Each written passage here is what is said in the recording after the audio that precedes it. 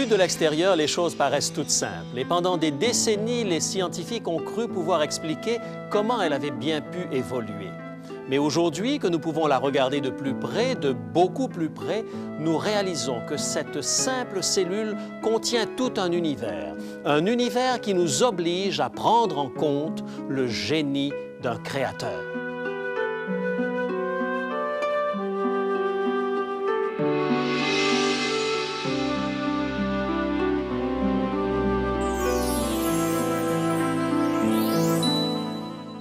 Il est écrit, je suis José Élisée et je vous propose la solution à vos besoins les plus profonds, le Christ vivant.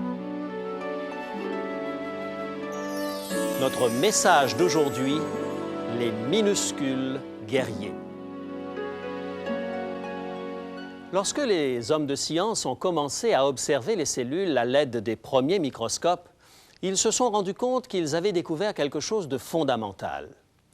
Dès le début des années 1800, ils échafaudèrent la théorie selon laquelle les cellules étaient à la base de la vie. Le règne animal et végétal était entièrement composé de ces petits organismes très particuliers. Les cellules sont la base fondamentale des corps organisés, disait-il. Au premier abord, cette unité de vie ne paraissait pas si compliquée. Elle ressemblait grosso modo à un œuf sur le plat. Il suffisait de dessiner une tache plus sombre au milieu, qu'on appelait le noyau, et tout autour, le corps de la cellule composé de protoplasme. Sous l'œil des premiers microscopes, les petites cellules semblaient dériver ici et là apparemment au hasard, se heurtant les unes aux autres, se fusionnant parfois ou se divisant en deux. Lorsque Charles Darwin a émis sa théorie de l'évolution, cette cellule fondamentale ne semblait poser aucun problème particulier.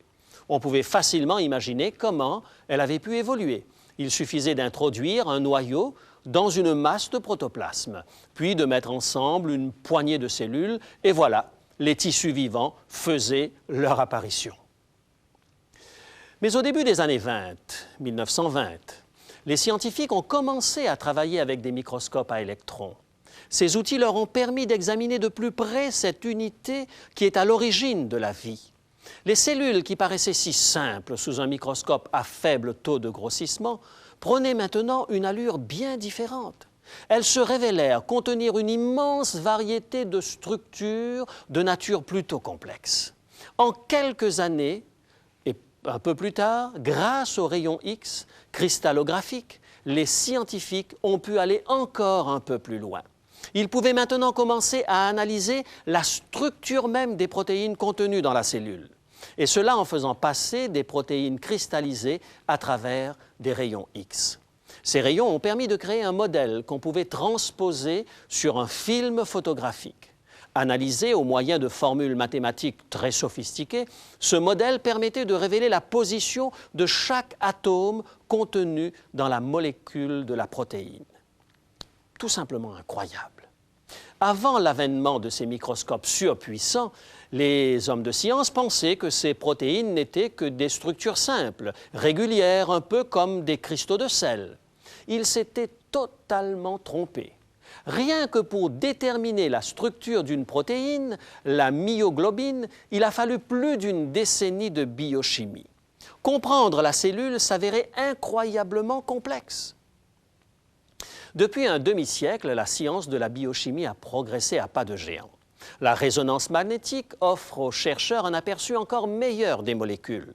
De puissants ordinateurs leur permettent d'analyser d'énormes quantités d'informations de manière encore plus efficace. Ils ont été en mesure de déterminer la structure exacte de plus en plus de protéines et d'acides nucléiques. Et quels ont été les résultats de ces recherches poussées? Quelque chose d'assez inattendu. Le docteur Michael Behe en parle dans son livre Darwin's Black Box, The Biochemical Challenge to Evolution. Sa conclusion en termes simples est celle-ci. Nous en savons maintenant suffisamment au sujet de la cellule pour affirmer qu'elle n'a jamais pu évoluer. Pour Darwin, ainsi que les gens de science de son époque, la cellule était un vrai mystère. Il ne pouvait pas s'imaginer ce qu'il y avait à l'intérieur, ni comment elle fonctionnait. Mais aujourd'hui, ce mystère a été dévoilé. Et ce que nous découvrons à l'intérieur est d'une complexité ahurissante. Comme l'a dit le docteur Behe, la vie est fondée sur de véritables machines, des machines constituées de molécules. Ces études révèlent que la vie est pleine de mécanismes chimiques extrêmement compliqués. Pour expliquer cette complexité dans un langage accessible à tous, disons que les engins moléculaires transportent leur chargement d'un bout à l'autre de la cellule. Ils voyagent grâce à des autoroutes composées d'autres molécules. Puis, d'autres encore font office de câbles, de cordes et de poulies pour garder à la cellule sa forme. Les engins fonctionnent à l'énergie solaire, captent l'énergie des photons et les emmagasinent. D'autres générateurs électriques fournissent du courant aux nerfs. Il existe même des mécanismes qui élaborent d'autres mécanismes moléculaires. La cellule est un système complexe composé de mécanismes divers. Et ces mécanismes travaillent tous ensemble pour produire la vie, pour produire des plantes, pour produire des systèmes aussi complexes que nos corps. Il y a bien longtemps, l'auteur du livre des psaumes a écrit ces mots dans le psaume 139, versets 14 à 16. Si ces mots étaient vrais pour le psalmiste voilà plusieurs milliers d'années, ils le sont encore bien plus aujourd'hui. Lisons le psaume au chapitre 139, les versets 14 à 16. Psaume 139, versets 14 à 16. Je te loue de ce que je suis une créature si merveilleuse. Tes œuvres sont admirables et mon âme le reconnaît bien. Mon corps n'était point caché devant toi lorsque j'ai été fait dans un lieu secret, tissé dans les profondeurs de la terre. Quand je n'étais qu'une masse informe, tes yeux me voyaient, et sur ton livre étaient tous inscrits les jours qui m'étaient destinés avant qu'aucun d'eux existât. Superbement et merveilleusement fait, sans aucun doute. Jamais auparavant l'homme n'a pu saisir dans toute sa grandeur combien les œuvres de Dieu étaient merveilleuses, comment il a donné corps à des substances informes dans le secret des replis intérieurs d'une cellule, comment il a si habilement créé de ses propres mains la variété infinie de la vie. Et savez-vous à quelle conclusion le psalmiste est parvenu? Après avoir reconnu qu'il avait été créé d'une façon superbe et admirable, il conclut que Dieu a un plan pour sa vie, que le Créateur voit l'avenir, que quelque chose dans sa vie, que les jours de sa vie sont inscrits dans le livre de Dieu, un journal écrit à l'avance. Dieu a un plan de vie merveilleux. C'est ce dont prend conscience le psalmiste, et c'est ce que chacun d'entre nous peut découvrir personnellement lorsque nous regardons de plus près, de tout près, la simple petite cellule. Et pourtant, combien de gens aujourd'hui ont du mal à admettre l'existence d'un créateur, d'une intelligence qui a agencé tout cela? Est-ce à cause des mauvaises expériences de leur vécu personnel? Est-ce que parce que regardant autour d'elles, elles perçoivent la vie comme étant chaotique et le monde fou? On peut comprendre dans ce cas qu'il soit difficile de croire en un Dieu d'amour qui a mis au point un plan merveilleux pour leur vie, à moins que ces personnes aient volontairement et délibérément choisi de refuser de croire. Dans ce cas, il ne leur reste que l'alternative de la théorie de l'évolution. Sans une intelligence créatrice, il a fallu que ces systèmes vivants viennent quand même à l'existence. Donc ils ont forcément évolué au hasard ou par nécessité, par mutation ou par sélection naturelle. Malheureusement, les recherches du docteur Behe montrent que les choses ne sont pas si simples. Il met en évidence un problème bien particulier qui remet en cause la théorie de l'évolution, un obstacle gigantesque sur le chemin de l'évolution. Il démontre qu'il n'y a pas d'autre issue que d'admettre l'existence d'un concepteur, d'un créateur. En étudiant la complexité d'une cellule, qui en somme ne paye pas de mine, le docteur Behe a mis en évidence ce qu'on pourrait qualifier de complexité irréductible. Un exemple. Nous savons maintenant quelles sont les structures qui doivent être présentes et selon quel ordre précis pour que la cellule puisse fonctionner. Sans ce niveau de complexité certain, la cellule ne fonctionne pas. En deçà de ce niveau, il n'y a pas de cellules vivantes non plus. Le plus impressionnant, c'est que toutes ces pièces du mécanisme moléculaire, si elles sont prises individuellement, sont inutiles. Elles doivent obligatoirement travailler ensemble. Les mécanismes moléculaires qui voyagent ne peuvent le faire sans les autoroutes qui leur permettent de voyager. Les mécanismes qui captent l'énergie solaire sont sans utilité aucune s'ils sont privés du mécanisme électrique qui achemine cette énergie aux nerfs, et ainsi de suite. En d'autres mots, l'ensemble de ces mécanismes aurait dû évoluer ensemble, en même temps. Il est impossible qu'une cellule ait pu avoir développé graduellement une pièce de ce mécanisme, puis une autre et encore une autre. Toute évolution isolée aurait été inutile, voire même aurait été un handicap. Pris isolément, chacun de ces mécanismes n'aurait pu aider l'organisme à survivre. Tout devait être là et en état de marche et en même temps, condition sine qua non pour fonctionner. À l'évidence, il devait y avoir un plan. La cellule a été créée selon un dessein précis. Cela n'aurait pu arriver par accident, même si nous accordons à la cellule des milliards et des milliards d'années pour réussir son autocréation. Un système complexe de mécanismes interdépendants ne peut se mettre en place comme par enchantement. Il faut une planification minutieuse, car toutes les pièces doivent être mises en place au même moment. Comment alors nier la présence d'un créateur? Voilà 2600 ans, le prophète Ésaïe, contemplant le ciel un soir, a été émerveillé par l'immensité de la création. Il écrit ces mots tirés de son livre au chapitre 40 et au verset 26. Ésaïe, chapitre 40 et le verset 26. Levez les yeux en haut et regardez. Qui a créé ces choses? Qui fait marcher en ordre leur armée? Il les appelle toutes par leur nom.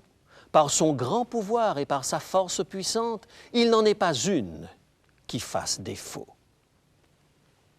Aujourd'hui, grâce à nos microscopes électroniques, nous avons le privilège de scruter une autre immense création, l'univers contenu dans une simple cellule. Et nous pouvons admirer 2 fois plus celui qui a créé ces choses, celui qui leur permet de s'acquitter de leurs tâches complexes. Lorsque je partage ces choses extraordinaires avec ceux qui m'entourent, je constate 2 types de réactions, soit un enthousiasme délirant, soit une indifférence totale. Se pourrait-il que la tourmente par laquelle nous passons puisse altérer notre capacité d'étonnement face aux merveilles de la création? Se pourrait-il que nous ayons de la difficulté à percevoir le plan de Dieu, englués que nous sommes dans nos problèmes? Permettez-moi alors de vous rappeler comment réagit l'une de vos milliards de cellules lorsqu'elle est attaquée. Par exemple, lorsque votre corps est envahi par un virus. C'est impressionnant de voir comment un plan extrêmement complexe est mis en place pour vous sauver la vie. Lorsqu'un envahisseur microscopique pénètre dans notre organisme, un groupe de cellules crée une sorte de ligne d'autodéfense. C'est aussi complexe que le système antimissile militaire américain de la guerre des étoiles. Voici comment cela se passe. D'abord, l'envahisseur doit être identifié de façon précise et rapide. Ça, c'est le rôle des anticorps. Ils sont produits dans des usines d'anticorps appelées des cellules B, situées dans notre moelle osseuse. Chaque anticorps doit identifier un envahisseur en particulier. C'est comme un système qui cible un missile bien particulier. Il existe plusieurs sortes de missiles qui peuvent nous attaquer et notre corps doit produire différents types d'anticorps, environ 100 000 de chaque. Étonnamment, le bon anticorps doit localiser et cibler le missile très rapidement. Pendant ce temps, le missile ou la bactérie s'est transformé en une multitude d'envahisseurs. Donc, l'anticorps, de façon très intelligente, s'est fixé lui-même à une cellule B et se meut le long de celle-ci. En d'autres mots, il a à sa portée sa propre usine à anticorps qui le fournit en munitions. Ensuite, l'anticorps muni d'une cellule B attrape l'un des envahisseurs. Il brise un morceau de membrane de la cellule et y colle l'envahisseur, créant ainsi une sorte de cellule. Dans cette cellule, l'envahisseur est amené à l'intérieur de la cellule B. Il est en quelque sorte pris en otage. Dans la cellule B, l'envahisseur est examiné et décomposé. Puis, un petit morceau de l'envahisseur est attaché à une protéine et renvoyé dans la membrane de la cellule B, toujours à l'intérieur de la cellule. À l'extérieur de la cellule, la cabine assigne une autre cellule, une aide, une cellule T. Celle-ci vérifie le petit morceau de la bactérie qui a envahi l'organisme.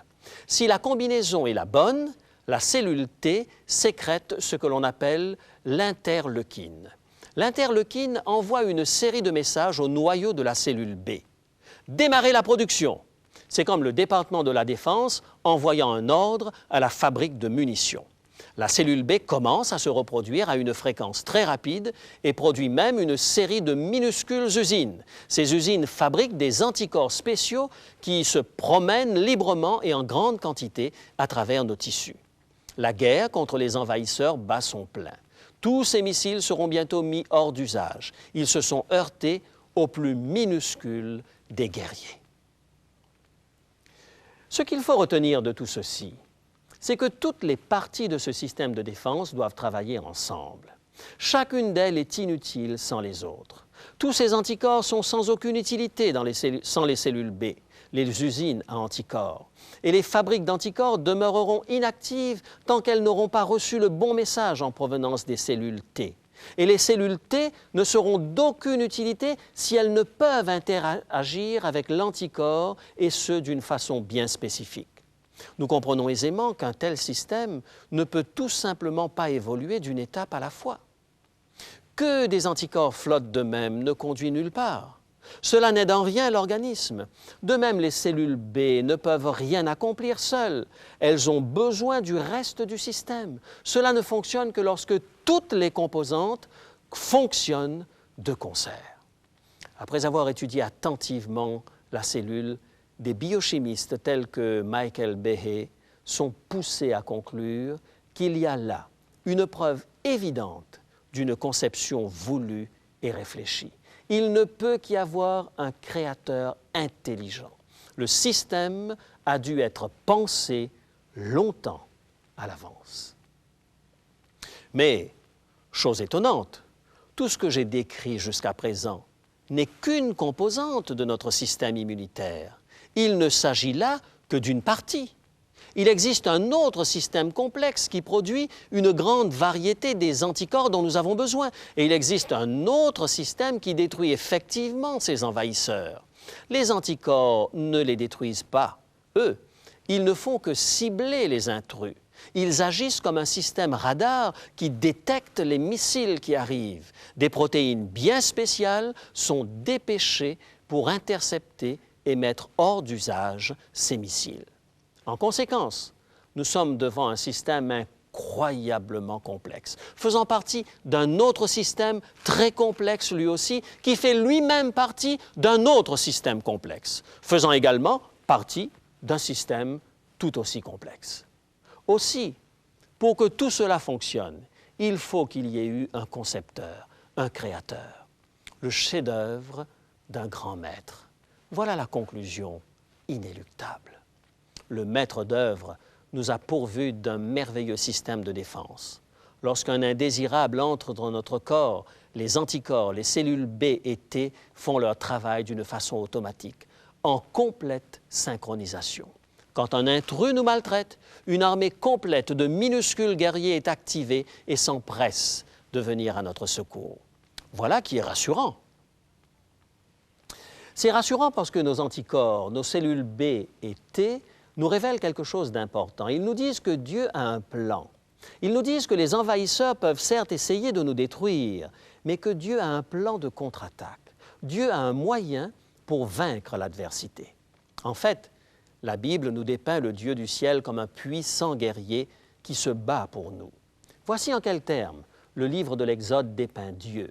Au chapitre 15, les versets 2, 3 et 6. Exode, chapitre 15, les versets 2, 3 et 6. L'Éternel est ma force et le sujet de mes louanges. C'est lui qui m'a sauvé. L'Éternel est un vaillant guerrier. L'Éternel est son nom. Ta droite, ô Éternel, a signalé sa force. Ta droite, ô Éternel, a écrasé l'ennemi. Lorsque cet hymne a été composé, Les Hébreux venaient tout juste d'être l'objet d'un sauvetage miraculeux au travers de la mer Rouge. Les eaux se sont miraculeusement écartées pour leur laisser le passage, puis elles se sont refermées sur l'armée du Pharaon qui les poursuivait. Aussi était-il plein de reconnaissance envers Dieu. Eh bien, le travail des anticorps, des cellules B et des cellules T n'est pas moins miraculeux. Chaque jour, il prépare une spectaculaire défense contre de dangereux envahisseurs, des ennemis de nos corps. Chaque jour, il remporte de grandes victoires. Et chaque jour, il nous démontre que Dieu est un puissant guerrier combattant pour nous. Souvenons-nous de cela lorsque nous passons par des moments difficiles. Lorsque l'épreuve a amené le peuple d'Israël à douter de son Dieu, il était toujours là avec un plan bien précis, en vue de forger en eux un caractère fort qui les conduirait jusqu'à la terre promise. Le prophète Jérémie en savait long à propos de l'adversité. Il a dû se dresser seul contre une société corrompue, appelant le peuple de Juda à se réformer. Jérémie n'a récolté que railleries et injures. Il a été jeté au cachot. Les forces des ténèbres semblent parfois l'emporter. Il était entouré de gens puissants qui le haïssaient. Où était Dieu à ce moment-là? Mais Dieu donna cette assurance à Jérémie. Dans son livre au chapitre 15, le verset 20. Jérémie, chapitre 15 et le verset 20. « Je te rendrai pour ce peuple comme une forte muraille d'airain. Ils te feront la guerre, mais ils ne te vaincront pas. Car je serai avec toi pour te sauver et te délivrer, dit l'Éternel. Je te délivrerai de la main des méchants, je te sauverai de la main des violents. » Dieu rassure Jérémie avec ces mots. « J'ai toujours un plan pour toi. Tu es toujours l'homme que j'ai appelé lorsque tu étais dans le ventre de ta mère. Je combats encore pour toi et tu te dresseras fièrement.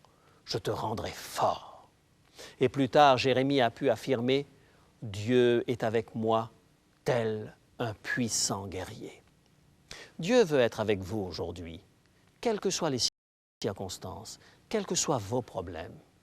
Vous vous sentez peut-être écrasé par vos malheurs. Les puissances des ténèbres semblent peut-être l'emporter contre vous. Regardez de plus près. Peut-être n'avez-vous pas vu, derrière la grande complexité des événements, que Dieu a un plan pour votre vie. Peu importe les défis auxquels vous êtes confrontés aujourd'hui, quelles que soient les difficultés auxquelles vous faites face, même si la bactérie du péché et de la tentation a envahi votre vie spirituelle, Dieu est là, tel un puissant guerrier, combattant pour vous.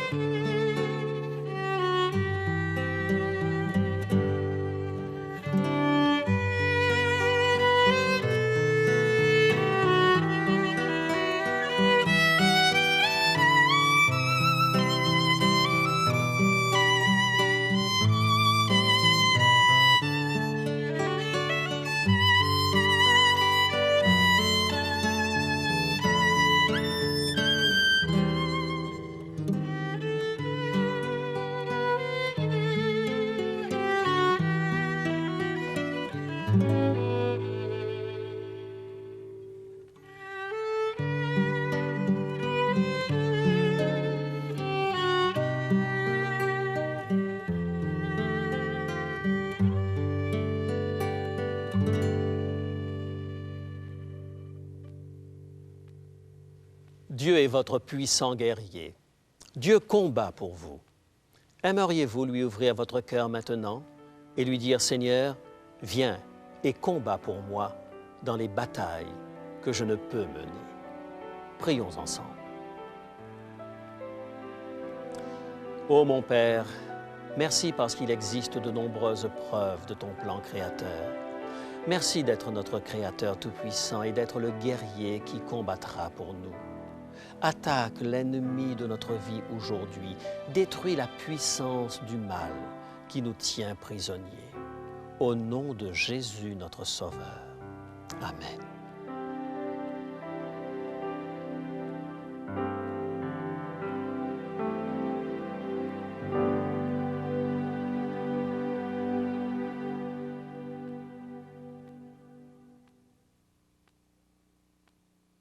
Bonjour. Je dois vous avouer que je trouve fascinant de découvrir comme ça avec vous les merveilles du plan de Dieu. Et je réalise en même temps que l'être humain n'a rien inventé, ou presque. Toutes les prouesses de la technologie moderne ne sont que des copies, des adaptations, des imitations parfois bien pâles de ce que l'on observe dans la nature. Et je me dis que notre Dieu est vraiment extraordinaire. Il vaut la peine de mieux le connaître à travers la Bible. Pour vous y aider, je vous propose ce matin 2 cours bibliques par correspondance entièrement gratuits. Vous pouvez les suivre à votre rythme, faire vos remarques, poser vos questions et recevoir des réponses. Le premier s'intitule « Bible en main » et il s'adresse aux débutants, à ceux d'entre vous qui ne connaissent pas encore la Bible et qui veulent la découvrir. Le second cours, « Les sentiers de la foi », convient à ceux qui veulent approfondir leur connaissance de la Bible. Il aborde tous les grands thèmes bibliques de manière détaillée. Vous voulez vous inscrire à l'un ou l'autre de ces cours par correspondance ? Il vous suffit de nous téléphoner ou de nous écrire selon les indications qui vont vous être rappelées dans un instant. Je vous rappelle que c'est entièrement gratuit. Alors, bonne lecture, bonne étude de la Bible. Je vous retrouve la semaine prochaine pour une nouvelle offre. À bientôt. Pour demander l'offre du jour, composez maintenant le 514-729-3515 pour la région de Montréal ou utilisez notre ligne sans frais 1-866-729-3515 si vous êtes de l'extérieur de Montréal. Il est possible que toutes nos lignes soient occupées au moment de votre appel.